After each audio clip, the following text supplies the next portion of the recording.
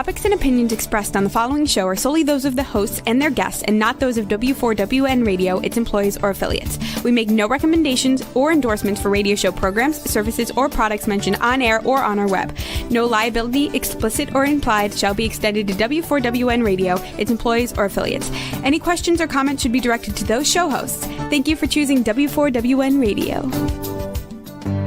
This is Beyond Confidence with your host, Divya Parekh. Do you want to live a more fulfilling life? Do you want to live your legacy and achieve your personal, professional, and financial goals? Well, coming up on Divya Parekh's Beyond Confidence, you will hear real stories of leaders, entrepreneurs, and achievers who have stepped into discomfort, shattered their status quo, and are living the life they want.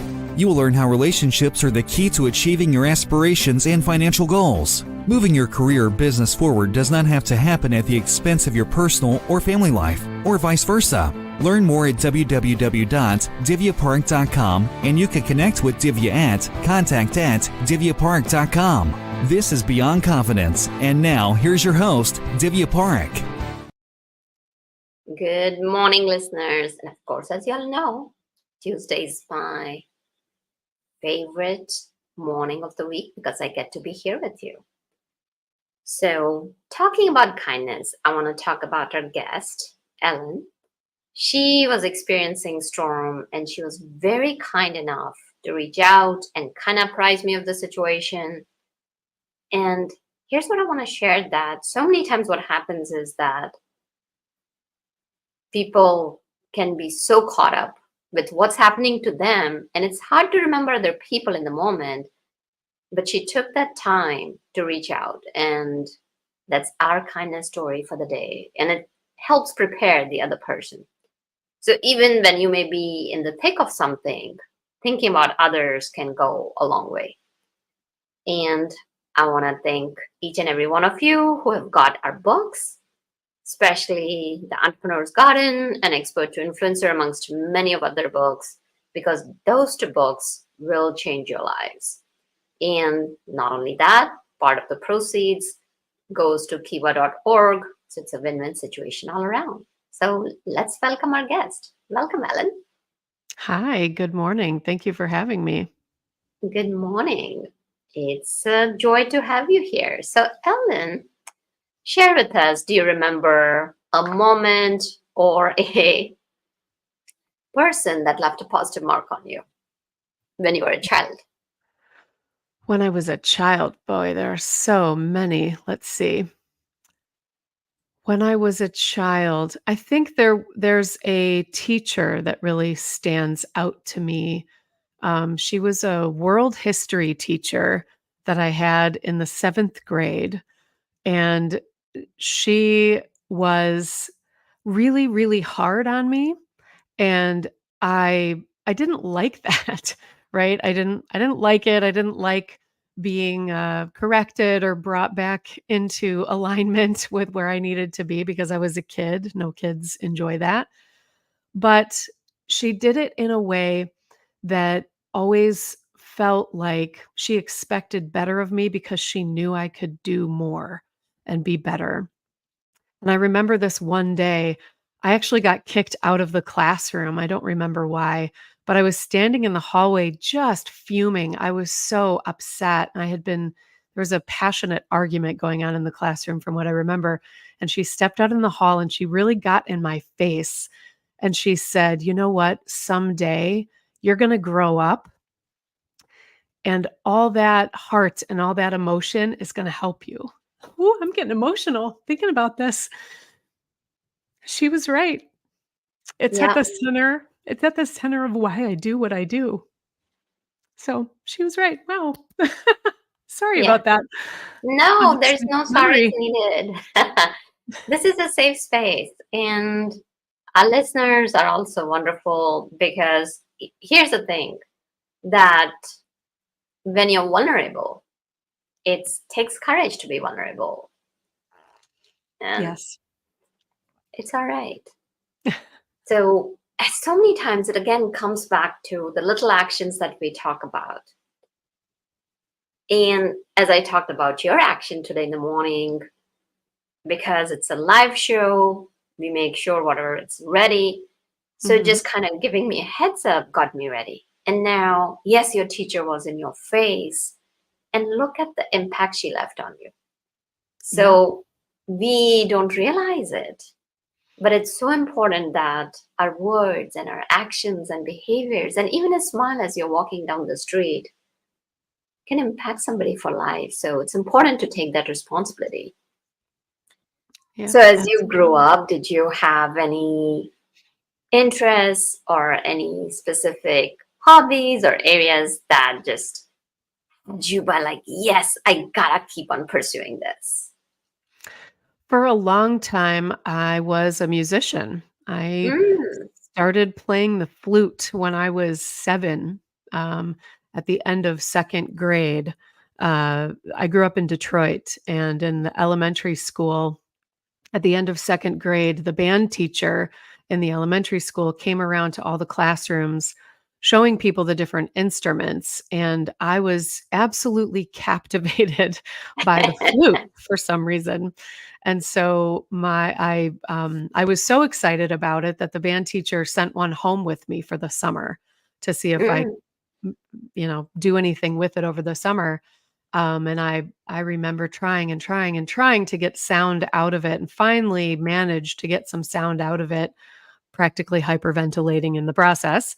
And I was so excited and so proud of myself for that. And I went on to play for many, many years, performing and studying it in college as a minor, and just really continuing to play into adulthood. It's really only about 15, 16 years ago that I sort of moved on from that, and I find music in my life in different ways, but I still have my flute, and I still can play it when the urge strikes to do that. So it's music has always been a really important and big part of my life. That's beautiful because you stuck with it. And as you said, that, you're finding music in different ways. I'm just a listener. I've tried my hand at a couple of things and not been good at it. So It's I okay, do we need the appreciate listeners too. people who have musical intelligence. So you mentioned that you even had it as a minor. So what would you say? Music is such a universal language. Yeah. It is so beautiful. It doesn't matter. And sometimes I hear songs from another culture, another country, and if it has got a good beat to it, even if you don't understand the lyrics or words, your body and soul just dances to it. So Yeah. as you played through it, and what would you say that music has in commonality that can bring human beings together? Well, I think that, it's exactly what you said. The visceral experience that we have in our bodies of listening to something, and the way that the melody or the beat enters into our subconscious. I think it just really, has the power to move us.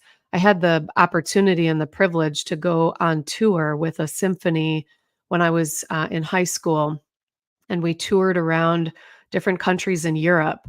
And in some of the countries that we visited, the host families we stayed with all spoke some level of English, but a lot of people that we encountered did not speak English.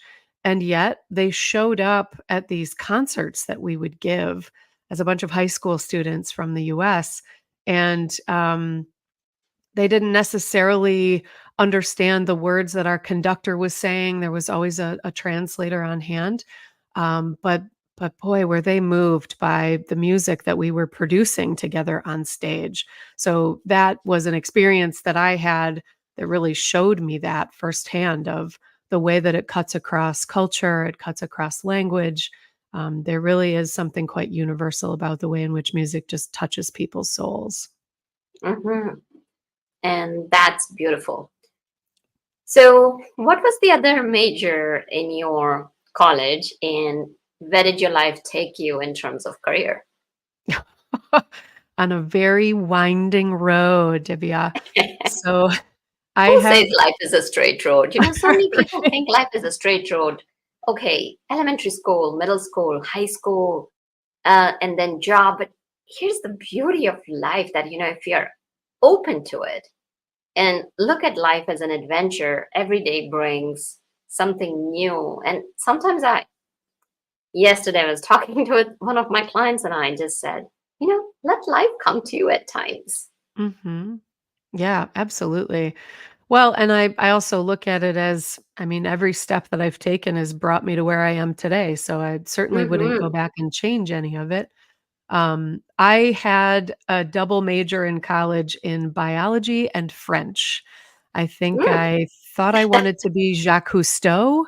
Um, I really liked marine biology. I really liked science. After college, I worked in a clinical lab looking at people's chromosomes through a microscope 10 hours a day. That was not for me.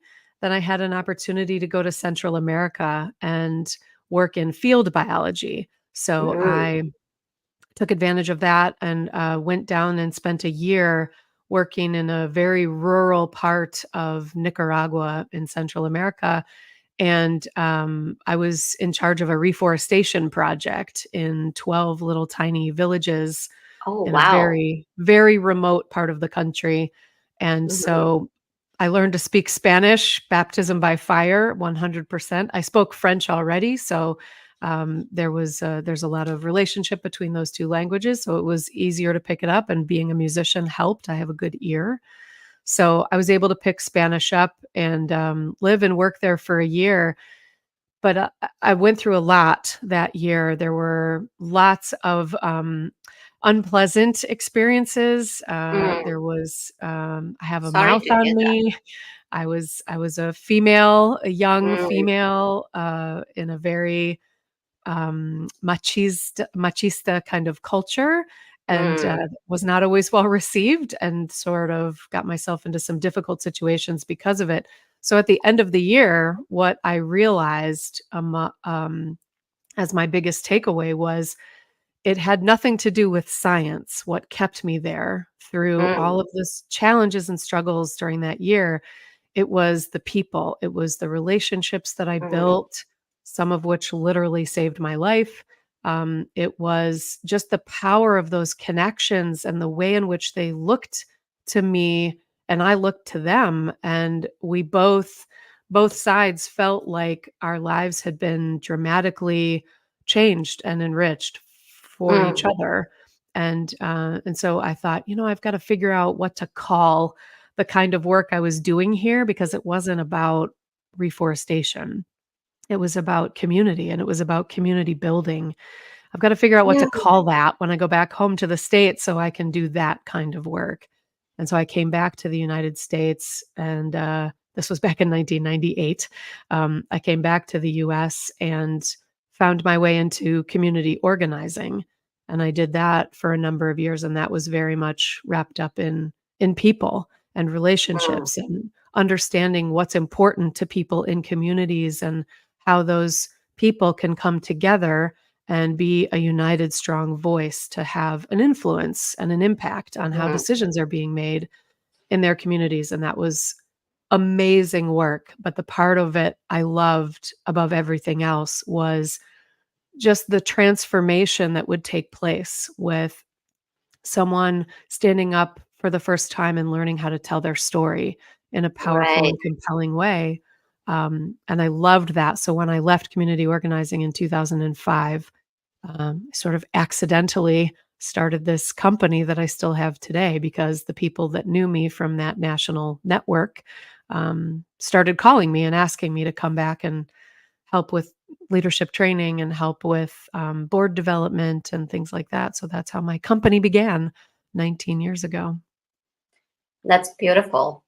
So let's take a look at the time you said that you were in a country where the culture was different, and yet it was the relationships Mm. that saved your life, and you went through a lot. So if you were to reflect back upon that journey, what would you say were your top 2 to 3 lessons that you still carry with you? I mean, above all, I would say, never underestimate the power of one relationship. Mm-hmm. Um, the people I was working with were, um, what they call peasant farmers. Most of them had no education. They had no reading and writing ability, and yet they were incredibly wise, incredibly smart, and they really carried me through that year. So the power of relationships above all, I would say, is the number one lesson.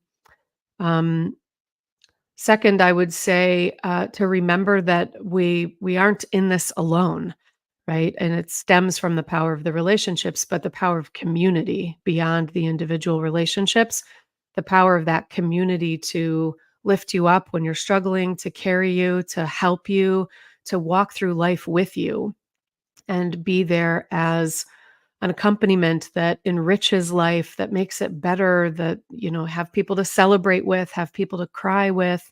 The power of community is incredibly strong. So that would be my second takeaway. And then I think the third takeaway is that it's really important that we speak our truth, even when your voice shakes or even when it feels really scary. The importance of speaking your truth and living in an aligned way with that truth, making sure that your walk matches your talk, is really Mm-hmm. central as a lesson that I pulled from that experience and one that really guides another one that really guides how I live my life and do my business today. Mm-hmm. Yeah, no, those are very powerful. So coming to, let's say we are going to like look at people's assumptions and people's behaviors from top down. Usually from most fields, different sectors, different industries, people expect that leadership begins top down. So when you talk about the boards, and you nowadays, there's so many other titles as well. Like they've got chief creative officer and chief research officer. They've come up with wonderful titles, and so let's assume that there is this make of the board.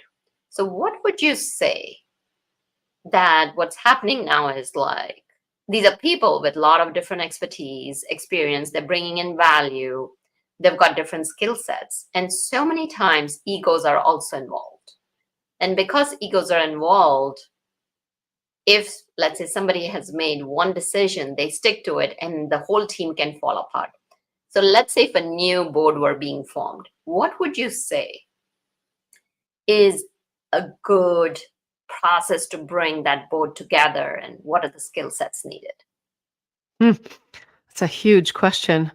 Let's see. I mean, first of all, I'm not somebody who believes that there's a one size fits all solution for pretty much anything. So I sort of struggle with having a, blanket solution that would match every situation. So saying that as a disclaimer up front, I would say that any new group of people that are coming together, their first order of business needs to be to learn about each other. So finding ways to learn each other's styles of communication and decision making, learning learning about one another as whole people, as human beings that have multidimensional lives, that have lots of experiences that matter. So, you know, looking at ways to accelerate a process that organically would take years to accomplish. There are great tools you can use to help accelerate that process. There's a million assessments in the marketplace. There's one in particular that I use that's very simple, that allows people to understand each other's hardwired nature very quickly, from communication style to how we accept ideas, how we come to trust, etc. That can be enormously helpful in letting people know each other from that perspective more quickly. And then also engaging in some intentional relationship building and trust fostering, I would say. You can't really build trust directly in my experience, but you can foster the conditions where it has the opportunity to grow and develop.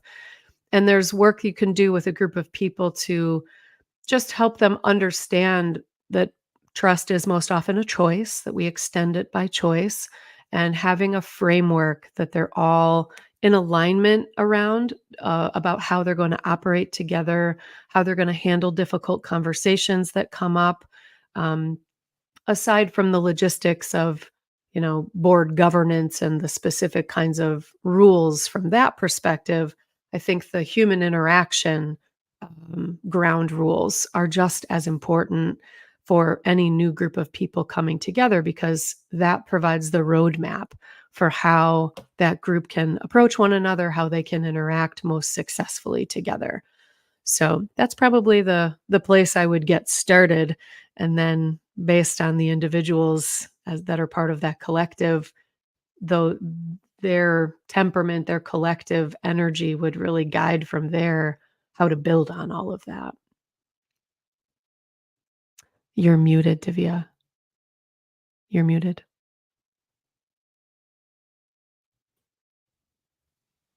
You're absolutely right, Ellen, that there's no one size that fits all.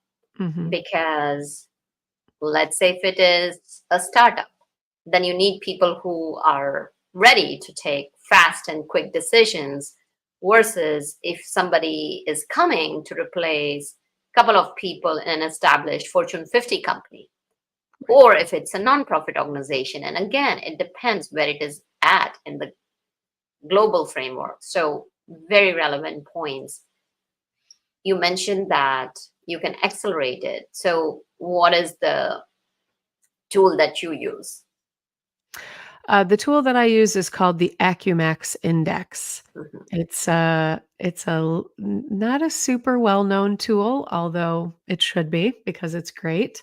It's another Michigan-based company, and I met the creators of it about 10 years ago at a conference local to the Detroit area where I was at the time. And there really are just hundreds and hundreds of assessments out there, and they all have Mhm. value. They all have different aspects that are good. But the thing I love about the Acumax Index is two things. First of all, it consists of two questions, and it takes literally 5 to 10 minutes to complete. So its ease of use is just unbeatable. And then, secondly, from those two questions, it is astonishingly accurate and insightful in terms of what it can tell you.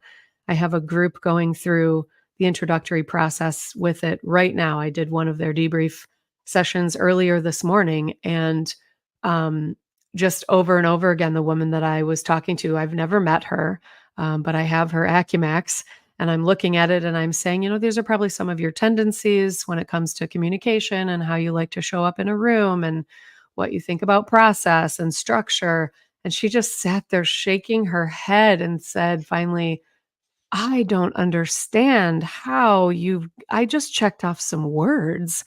How are you getting all of this from that? So, of course, that's a Yeah, fun part of it for me, is right, that right. that reaction, but it's astonishingly accurate. So that's the main tool that I use. Well, thank you for sharing. And you're absolutely right about the assessments. I have some of my own favorite assessment tools. And when they pull that information out, it's just fascinating how human beings and a little bit of their inner thought process can be unraveled. Yeah.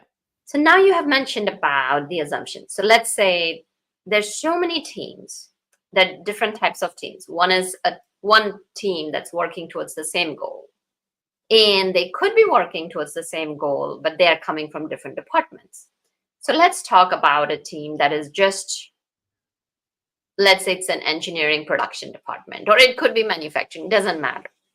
So for a team to be successful, you already mentioned about the board, like, understanding each other, and a lot of principles apply over there too.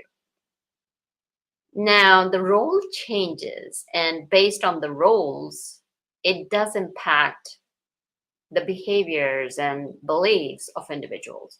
So, do you address it differently, or do you think there's commonality across the board? In terms of it being different than how I would manage the board. Hmm.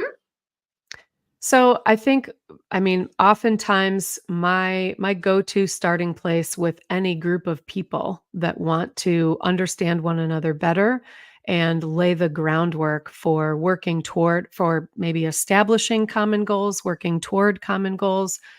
I often go to the Acumax Index as a first step so that I understand them better, but also so that I can help shed some insight for them about one another and about the team dynamics that are likely to grow out of their profiles from that tool. That's often a starting place for me. But then moving from that, I think that assumptions really are, I mean, I wrote a whole book about assumptions. Assumptions really are at the heart of every way in which any kind of communication breaks down. I have yet to find an example of communication breaking down where an assumption was not at the root cause of why it happened. So I think we just have so much opportunity to lean in and engage and ask more questions rather than stepping away, leaning back and just relying on our own assumptions about one another, whether it's about expectations, whether it's about, are we on the same page with a common goal? Are we actually all bought into the common goals that have been laid out?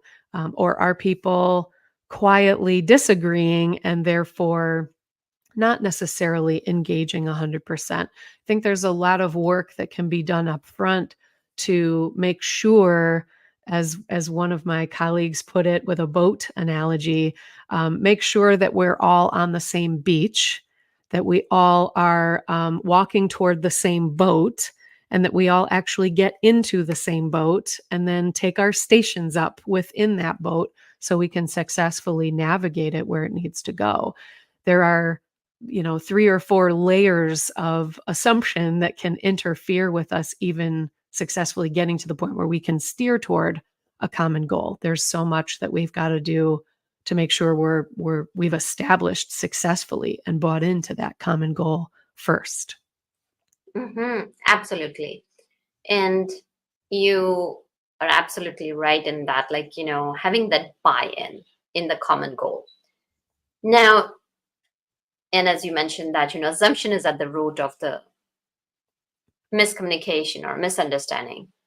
So in your experience, what are some of the common misinterpretations or assumptions that you have seen that people live with and that becomes the roadblock to effective communication? That's a great question. I'm not sure that I don't know that I've noticed one assumption that comes up Hmm. repeatedly, but what I would say is we we seem to have learned a lesson somewhere between high school and college, I think is where it most often happens. Where in high school, if you're asking lots of questions, people might, sort of give you side eye and say, well, you're just a smarty pants, right? It's the nerds, the Hmm. smart ones that are always Yeah. asking all the questions.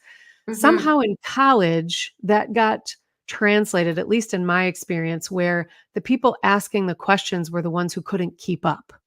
And Mm, there seemed to be this stigma attached to asking too many mm, questions as like, you're just not getting it quickly enough.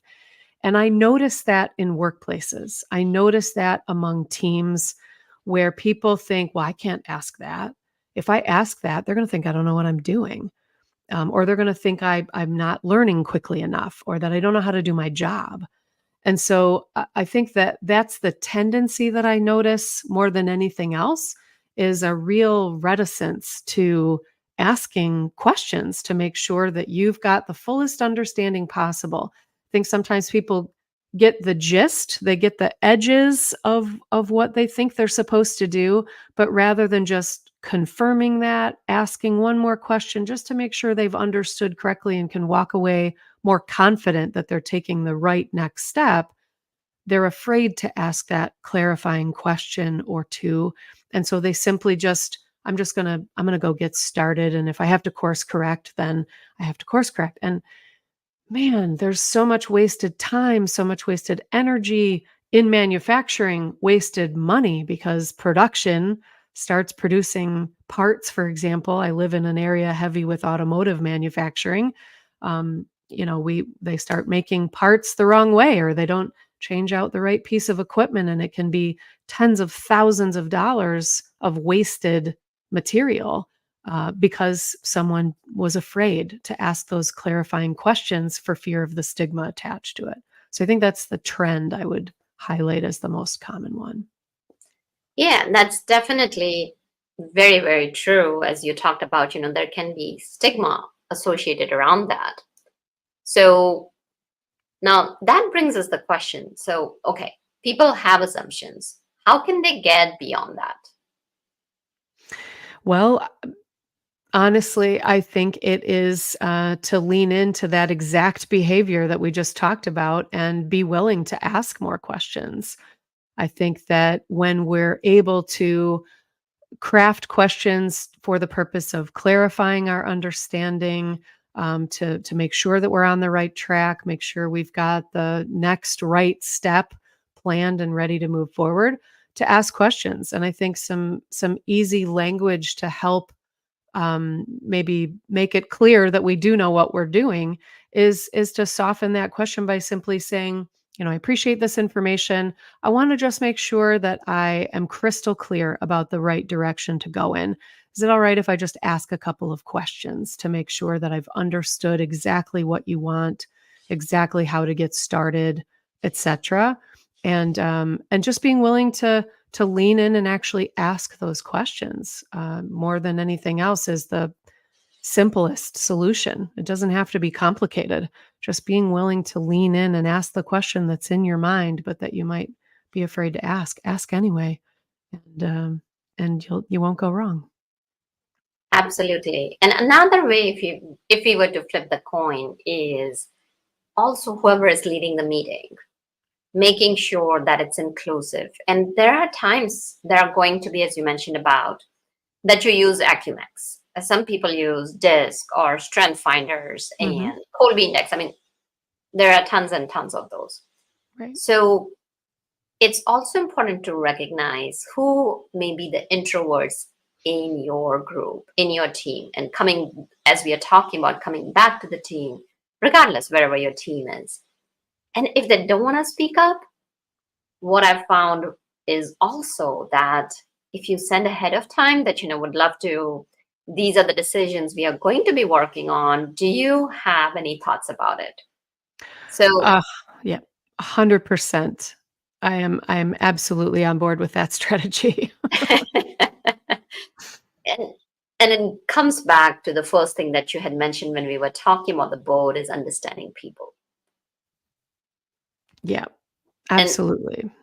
Yeah, so you have shared some very powerful nuggets over here. So let's say a team is running cohesively and now somebody leaves, which is always going to happen. There's going to be turnover. People get wonderful opportunities. They are going to another company or even moving to another department in the company. Now a new person comes in. What can the rest of the team, as well as the person who's the newbie, can do so that that boat doesn't rock? As you mentioned, that climb into that same boat. Yeah. Yeah, that's a great question. This is a challenge that every team I've ever worked with faces, right? Because people come and go, reorganization happens.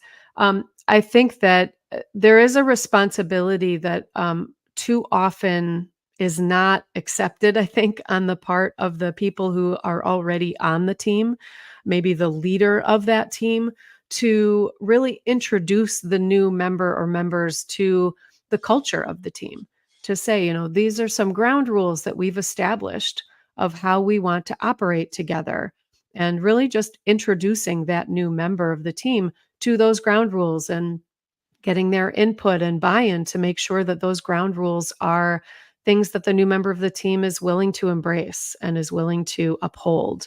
So I think some almost like mini orientation to the team and the expectations of how people are going to engage and interact with each other is really, really important. And then I think it's also important to play a little bit of catch up. So if they are using any assessment, DISC, Strength Finders, Acumax, whatever it is, if that team, often teams have an assessment or a tool that they've used to help them get to know each other better, to understand each other better. I think it can be a great opportunity to have the new person take that assessment and then show them where they fit in the team in terms of other people who may have similar styles, other people who may have different styles, and give them the same level of understanding that the existing team members already have about one another as another way to kind of bring them up to speed. And then I think the final part is just asking what their preferences are. How do you like to be communicated with? Are you someone that really has Teams open on your desk all day and you're great with getting random team messages all day or Slack? Or are you somebody that would prefer that I walk over past your desk or your office? Do you like an email to come? Like, what are your preferences? How do you like to receive communication about things? And then make the preferences of the team known to that person. So it's really just about communicating more openly and with more intention than I think a lot of us feel like we've got time to do, because we're moving so fast and the teams are so busy and everyone's got responsibilities, and it just feels like, well, they'll just catch up. They'll, come along with us and catch up. And it often puts that person at a huge disadvantage and just ends up taking so much longer for them to really integrate into the team and provide as much value as they're capable of, when we don't set aside a little bit of time to give them that advantage of coming in with some information and better understanding. Mhm. So you talked about like, oh, they will catch up. So that's an assumption somebody's making. Yeah. And you talk about, 2 or 3 strategies that can help people overcome assumptions. I mean, of course, you have shared quite a bit already, but do you have any go-to that you always fall back on and share with your clients? Well, within the strategy of asking more questions, I think there are 100 different directions you can go with that, right? You mentioned before, the leaders of the team. It can be super beneficial to, for example, put out an agenda ahead of time to be able to say, here's what we're going to be talking about. Here's some decisions that need to be made. Come ready with opinions or ready to brainstorm ideas about these things or make a decision. I mean, I think that the responsibility lands on both parties, all parties involved, right? The responsibility of the new person to lean in and say, "Is it okay if I just ask some questions? Help me understand how you operate. Help me understand your structure. What are some things that you think are important for me to know or understand?" Just all of the things, questions about all of the things. And then the team has the responsibility as well to lean in and ask questions of that new person about how they prefer to be contacted, or, what if it's a hybrid working situation, what days do they like to work from home? What days will they be available in the office? Do they prefer Zoom meetings from home, or do they prefer to wait and do their meetings when they're in the office in person? Just again, leaning in and asking Mhm. more questions and getting more specific, to keep uncovering the layers that are really at the heart of all the nuance that's involved in how we communicate with one another. I don't think you can go wrong asking more and more questions. Absolutely. So those are very powerful takeaways for our audiences, leaning into it. And yes, it's a zone of discomfort. Asking the question, because that's going to save the heartache and Absolutely. the battle of the egos later down the road. So, uh, if our listeners wanted to reach out to you, where could they connect with you? Share with us about your books. Mhm. Yeah, thanks. Happy to. So, my main website is scrolling along the bottom of our screen here, patnodecoaching.com. On that website, you can find at the top of every page, at the bottom of every page, there's a link that says "Let's talk" or "Let's chat," and it'll take you to a form to just fill out some answers to a few questions of what you might be interested in talking about, and then I review those forms and set up compatibility calls. I am not everyone's cup of tea. I don't pretend to be, or shot of whiskey, as I like to say. And so having a compatibility call, not only for me to learn about what someone might be facing or struggling with, why they're reaching out for support, but also for us to evaluate one another and decide if there might be a good fit. And if there isn't, I'm always happy to refer out. I have lots of partners, lots of colleagues. I'm always happy to refer to someone that I think would be a better fit if it's not me. You can also find me on different social media channels. I am on LinkedIn at Ellen Patnaude. It's just my name, at Ellen Patnaude. And then on the other platforms, except for Twitter, I'm not on Twitter. But for Instagram, Facebook, YouTube, you can find me at Patnaude Coaching, those places. On the website, there is a spot certainly where you could order signed copies of each of my books, or you also can find me on Amazon. You can find me on whatever your preferred bookseller is. So this is the first one I released. It's called I Thought You Knew: Confessions of a Chronic Assumer. That one is all about assumptions and the ways in which they interfere with our everyday interactions. And then this piece is one I wrote and released in May of this year, called You're Not Doing It Right: Loving My Mother Through an Unpredictable Caregiving Journey. Talk about assumptions. I learned a whole new dimension of assumptions when it came to being a reluctant caregiver, and all the assumptions that are made about caregivers and about caregiving, all the assumptions we make about ourselves and what we ought to be doing or ought to be capable of or whatever, in that shame narrative that just can really overtake you as a caregiver. So I wrote a book about our experience because it was a really difficult experience. And I've met so many other caregivers who have said the same thing, and we just don't talk about it enough. We don't talk about how hard it is and all the complicated emotions that we feel. And instead we act like we're not supposed to feel that way. We're supposed to be martyrs. And that's just simply not true. Yeah. It's having gone through with my parents, I get it. And there's a lot of things where we don't talk about how we are feeling, and that's a whole conversation for another day. But one of the things that I'd say is that if your cup is empty, you can pour from it. Absolutely. Absolutely. So thank you for sharing your journey, and sounds like you had a very intense journey and a lot of emotions and everything involved.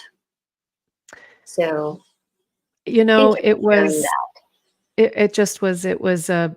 it was a difficult journey, but the thing I take from it, this all I'll say about it is I thought I was the only one who was struggling when I was caregiving and trying to still raise my kids and trying to run a business. I thought I was the only one, and that there was something wrong with me, because that's what my mother used to say to me all the time. You're not doing it right, because we had a difficult relationship. So I swallowed that hook, line, and sinker and believed it was just me, that I was inadequate, that there was something wrong with me, that I couldn't just figure it out. And what I realized coming out of it on the other side is that's simply not true. Most people, I've yet to meet a caregiver who has said there was no struggle. And that was part of it.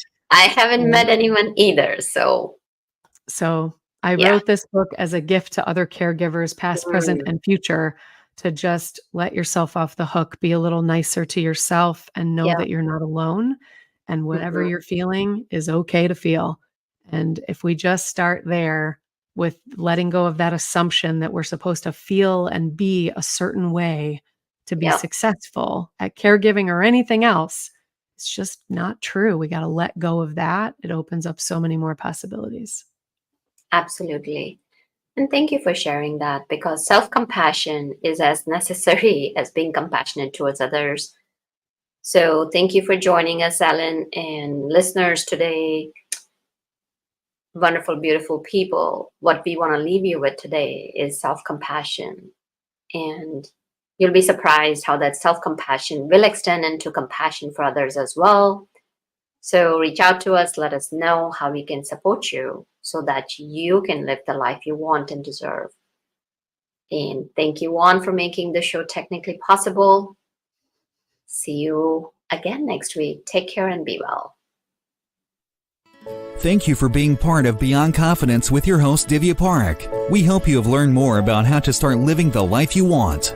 Each week on Beyond Confidence, you hear stories of real people who have experienced growth by overcoming their fears and building meaningful relationships. During Beyond Confidence, Divya Parekh shares what happened to her when she stepped out of her comfort zone to work directly with people across the globe. She not only coaches people how to form heart connections, but also transform relationships to mutually beneficial partnerships as they strive to live the life they want. If you are ready to live the life you want and leverage your strengths, learn more at www.divyaparekh.com. And you can connect with Divya at contact@divyaparekh.com. We look forward to you joining us next week.